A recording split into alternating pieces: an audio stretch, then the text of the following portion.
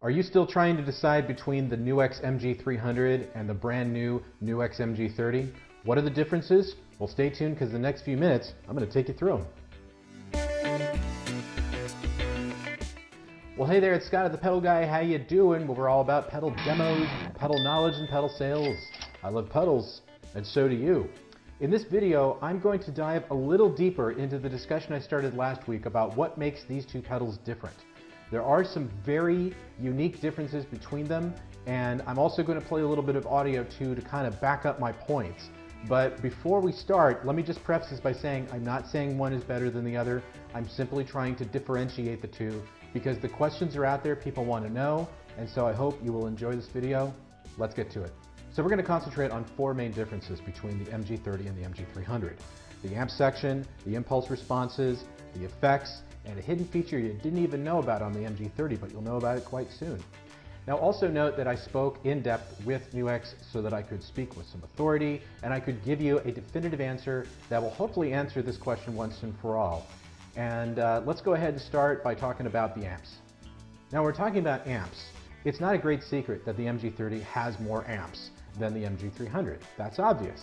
But where the difference is in DSP, because the MG300 has a fixed power amp section. The MG30, however, has a variable power amp section where you can actually change the bias of the amp. And that just gives you more playability, and it really works well for you tone chasers out there who are looking to try to get that tube amp sound. So that is a major difference between the two. And that is the inherent beauty of having more DSP on the board, is that you can get that sound. All right, so what I wanted to do here is give you a good audible demonstration so you could differentiate between the MG30 and the MG300. So what I did is I created two separate presets that have essentially the same amp, the same cabinet, the same microphone, essentially the same EQ settings, and a little bit of reverb on the end. So when the ABY pedal is green, we're listening to the MG300. When it's red, we're listening to the MG30. Let's have a listen.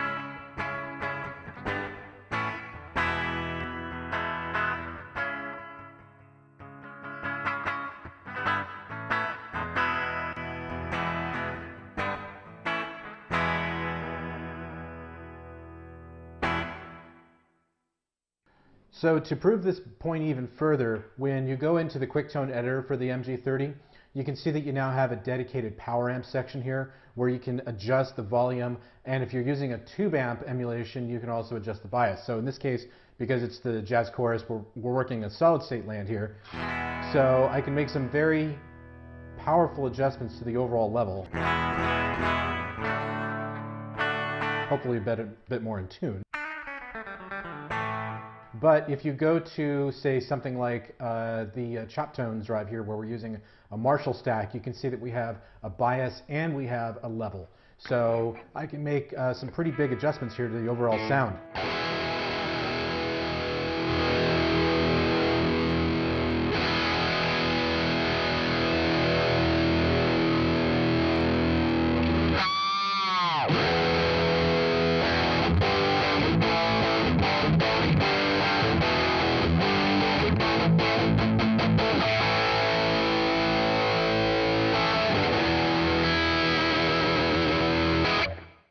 Now the next big difference between these two pedals are impulse responses. Now, you guys know I love the MG300. I've done tons of videos on that pedal and I love playing with the impulse responses, and I've shown you how to load your own into it.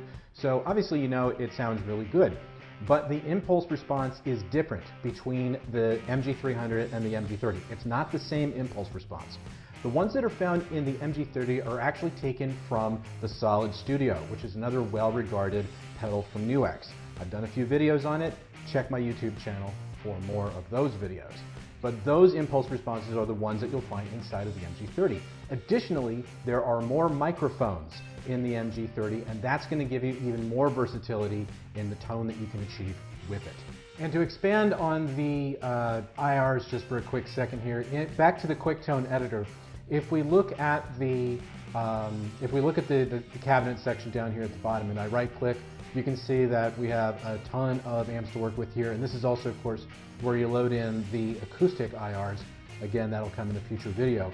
But if we go to the microphones, you can see that we have a lot more microphones here to choose from, including a Royer 121.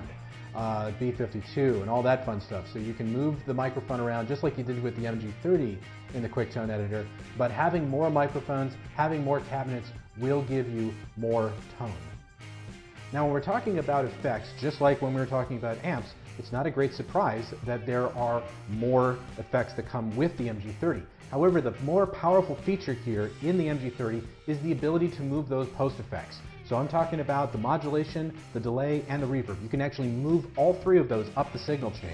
Whereas with the MG300, you could simply just move the modulation effects up the signal chain. But now you have all three of those effects that you can change the signal path, thereby creating these really great tonal characteristics. Okay, so let's talk about the effects routing inside of the MG30.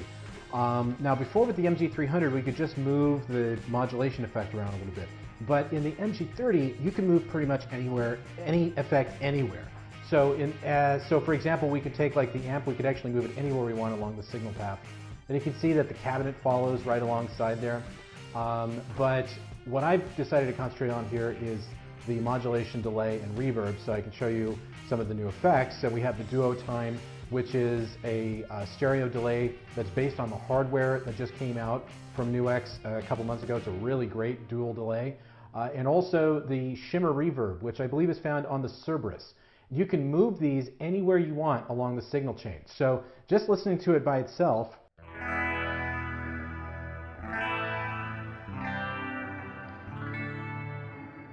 it sounds really nice, right? But what I can do is I can move these effects anywhere I want along the signal chain, and we'll get a totally different sound.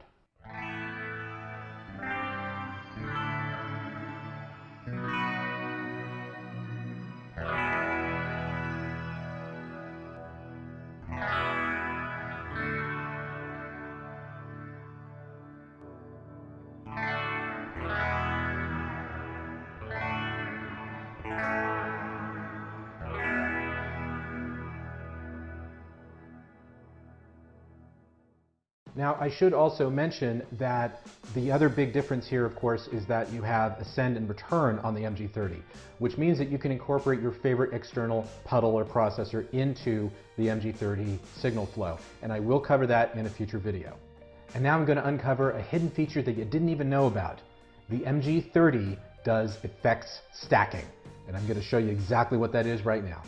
So when I'm talking about effect stacking, what I'm essentially saying is that you can actually change the compression module here, the compression block. You can actually change that into one of the effects that comes in the effects block. So you can have an overdrive go into a distortion if you want to, or vice versa. Or you can simply just move them anywhere you want in the signal chain and really come up with some interesting textures and tones.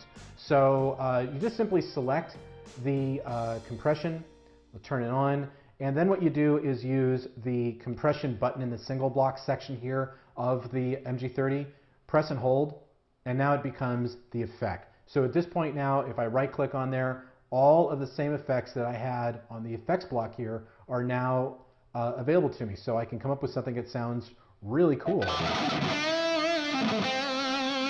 So you can have a distortion, an overdrive go into a distortion if you want to. You can have it go the other way if you want. You can select, maybe select something else like, you could have two tube screamers going into each other if you really wanted to. Or you could go to, say, something like a muff.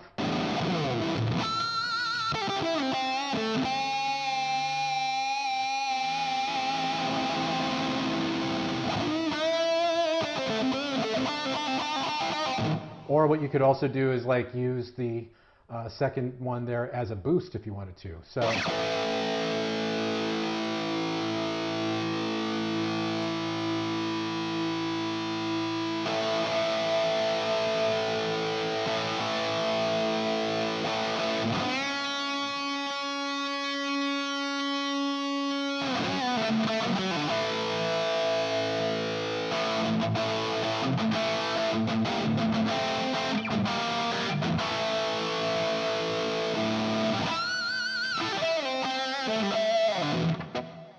And then if you want to change it back to a compression module, just simply press and hold that compression signal block again, and voila, it's back to normal.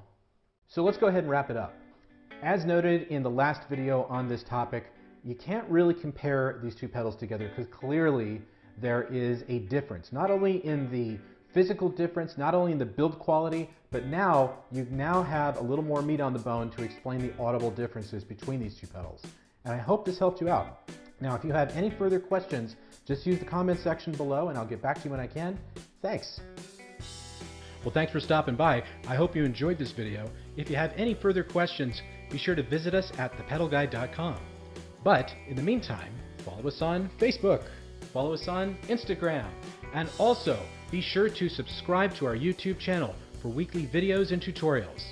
Thanks for stopping by here at thepedalguide.com, where I love pedals and so do you.